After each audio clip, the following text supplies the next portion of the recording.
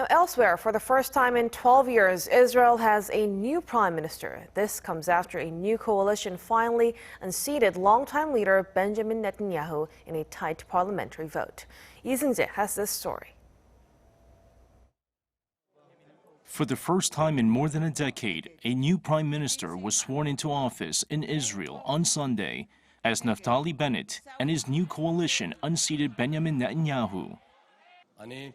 I, Naftali Bennett, the son of Jim Yaakov, may he rest in peace, and Myrna Leah, may she live a long life, am committing as Prime Minister, as future alternate Prime Minister, to be faithful to the state of Israel and its laws, to faithfully fulfill my job as Prime Minister and as alternate Prime Minister, and fulfill the decisions of the Knesset.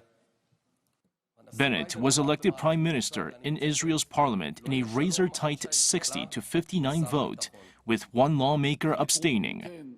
His election was made possible thanks to a band of unlikely allies coming together from different political spectrums, 8 different parties with one shared belief that Netanyahu had to go.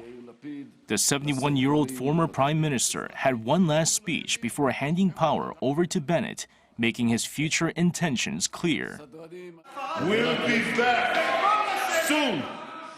We'll be back. Netanyahu was first elected prime minister in the late 1990s and again in 2009.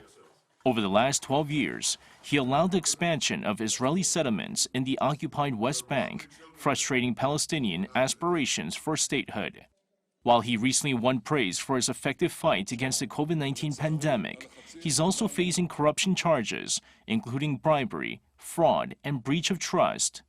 In the face of those allegations, his support has waned over the past 2 years as he struggled to stay in power through repeated elections, which were all mostly inconclusive. Under the coalition agreement, Bennett, who is ironically Netanyahu's former chief of staff, will serve for 2 years before passing the torch to former finance minister and head of the centrist Yesh Atid party, Yair Lapid, for the latter half of the 4-year term. Seung-jae, Arirang News.